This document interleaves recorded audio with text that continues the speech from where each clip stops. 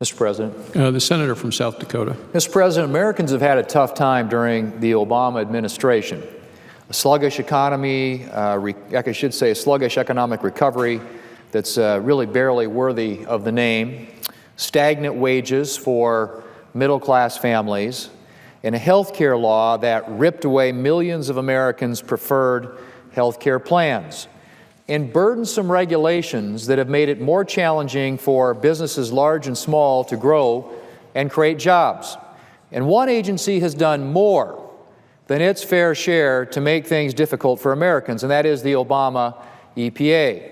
During the course of the Obama administration, this agency has implemented one damaging rule after another, from a massive national backdoor energy tax that threatens hundreds of thousands of jobs, to unrealistic new ozone standards that have the potential to devastate state economies.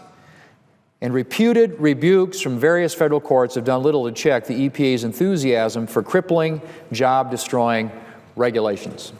This week, the Senate is taking up legislation introduced by my colleague from Wyoming, Senator Barrasso, to address one of the EPA's biggest overreaches, the so-called Waters of the United States regulation. The EPA has long had authority under the Clean Water Act to regulate, quote, navigable waters, end quote, things like rivers, lakes, and major waterways. And the inclusion of the term navigable, Mr. President, in the Clean Water Act was deliberate. It was deliberate. The reason it was put there is because Congress intended to put limits, real limits, on the federal government's authority to regulate water and to leave the regulation of smaller bodies of water to the states. Defining the waters to be regulated as navigable waters ensured that the federal government's authority would be limited to bodies of water of substantial size and would not infringe on minor bodies of water on private land. But over the last few years, it became clear that the EPA was eager to expand its reach. The waters of the U.S. regulation, which the EPA finalized this year, expands the EPA's regulatory authority to waters like small wetlands, creeks, stock ponds, and ditches, bodies of water that certainly don't fit the definition of navigable. And it specifically targets the prairie pothole region, which covers 5 states, including nearly all of eastern South Dakota. Now, if you look at this chart here, Mr. President, this is something that is a very normal landscape in South Dakota, a field like you would see, and of course, when it gets rain, some of the low-lying areas get a little bit of water in them. But this is basically a puddle, and if you look at what the regulation would do to the way in which farmers and ranchers manage and are able to use their lands for production agriculture, it has some profound impacts. You know, we aren't talking about lakes and rivers here. We're talking about small, isolated ponds that ranchers use to water their cattle, or prairie potholes that are dry for most of the year but do collect some water after heavy rains and snows, along the lines of what you see in this photo.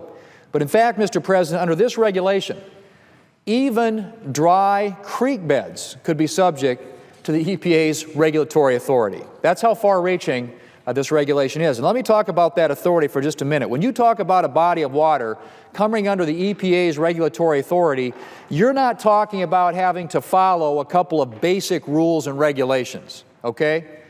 Waters that come under the EPA's jurisdiction under the Clean Water Act are subject to a complex array of expensive and burdensome regulatory requirements, including permitting and reporting requirements, enforcement, mitigation, and citizen suits. Fines for failing to comply with any of these requirements can accumulate at the rate of $37,500 per day. $37,500 per day, Mr. President, in fines for failing to comply with a regulation like the one that is now being finalized by the EPA. And under the EPA's new Waters of the U.S. rule, creeks and ditches would be subject to this complex array of regulations. The irrigation ditches in a farmer's cornfield, for example, ditches whose water level rarely exceeds a couple of inches, would be subject to extensive regulatory requirements, including costly permits and time-consuming reports. Needless to say, these kinds of requirements will hit farmers and ranchers hard. Agriculture is a time-sensitive business, and these types of requirements would strain farmers' ability to fertilize, plant, and irrigate their crops when the seasons and the weather conditions dictate. Farmers can't afford to wait for a federal permit before carrying out basic land and resource management decisions. Now, I've received numerous letters from South Dakota farmers and ranchers, as well as local governments, expressing their concern about the EPA's new rule. One constituent writes, and I quote, "We live in Dual County, South Dakota, where we raise cattle and plant wheat, alfalfa, corn, and soybeans. Our land consists of rolling hills and many shallow low spots. According to the new rules, our entire farm would be under the jurisdiction of the EPA." That same constituent goes on, and I quote, "Mandatory laws by the EPA are just wrong and are often written and enforced by someone who has never lived or worked on a farm and doesn't understand how the forces of nature cannot be dictated. The weather is often extreme, and we must work with it. Under this rule, it will be more difficult to farm and ranch or make changes to the land, even if those changes would benefit the environment," end quote. That's from a constituent in my home state of South Dakota. Another constituent, also from my home state, said, and I quote, "Our business is going to be put into acute peril if the EPA is not stopped. By removing the word navigable from the Clean Water Act, they will be in control of every drop of water in the United States, which is disastrous for those of us engaged in farming and ranching," end quote. This from the Pennington County Board of Commissioners. Pennington County in South Dakota is the second largest county, home to our second largest city, Rapid City. The Pennington County Board of Commissioners wrote to me stating, and I quote again, "In addition to tourism, agriculture is a critical piece of our local economy. This proposal would cause significant hardships to local farmers and ranchers by taking away local control of the land uses. The cost to the local agricultural community would be enormous. This would lead to food and cattle prices increasing significantly." The board also warned, and I quote again, "If stormwater costs significantly increase due to this proposed rule, not only will it impact our ability to focus our available resources on real priority water quality issues, but it may also require funds to be diverted from other government services that we are required to provide, such as law enforcement, fire protection services, etc., end quote. Mr. President, I've received letter after letter like these from farmers, ranchers, business owners, and local governments across my state. And they're not alone. Concern is high across all of the United States. That is why 31 states have filed lawsuits against the EPA's regulation, as have a number of industry groups. And the courts have already granted them some temporary relief. Last month, the Sixth Circuit Court of Appeals expanded an earlier injunction and blocked implementation of the EPA's rule in all 50 states. But a final decision in the courts could be years away. So to protect Americans affected by this rule from years of litigation and uncertainty, this week the Senate is taking up the Federal Water Quality Protection Act, introduced by Senator Brasso, which would require the EPA to return to the drawing board and write a new Waters of the U.S. rule in consultation with states, local governments, agricultural producers, and small businesses.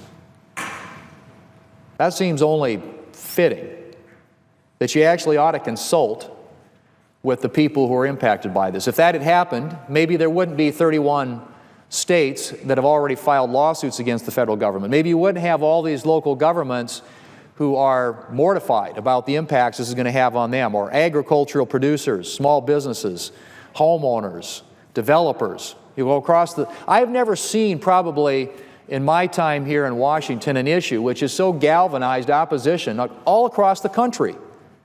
You know, sometimes you'll have an issue that might affect a specific area or industry sector in our economy, perhaps agriculture. We talk a lot about those issues in my state because that's our #1 industry. But rarely do you have an issue which generates opposition from so many sectors of our economy. That is how far-reaching this regulation is. This is the largest federal land grab, arguably, in our nation's history. So anyway, what the legislation also does is it explicitly prohibits the EPA from counting things like ditches, isolated ponds, and stormwater as navigable waters that it can regulate under the Clean Water Act. So it takes these things that we're talking about, the stock ponds, the ditches, frankly, the puddles, away from areas that the EPA can assert its jurisdiction and regulate. Mr. President, everybody agrees on the importance of clean water. Farmers in my state depend on it. And the legislation that we're considering today will ensure that the EPA retains the authority to make sure our lakes and rivers are clean and pollutant-free. But, Mr. President, members of both parties should be able to agree that allowing the EPA to regulate what frequently amounts to seasonal puddles is taking things a step too far. The cost of this rule will be steep, and its burdens will be significant, impacting those who have an inherent interest in properly managing their water to protect their livelihoods and health. Back in March, a bipartisan group of 59 senators voted to limit the EPA's waters of the U.S. power grab, and 3 Democrat senators are co-sponsors of the legislation that's before us today. It is my hope, Mr. President, that more will join us to protect farmers, ranchers, small businesses, homeowners from the consequences of the EPA's dangerous new rule. Americans have suffered enough under the Obama EPA. It is time to start reining in this out-of-control bureaucracy. I hope that we will have a big bipartisan vote today in support of the legislation before the United States Senate that would do just that. Mr. President, I yield the floor. Mr. President. The Senator from Indiana.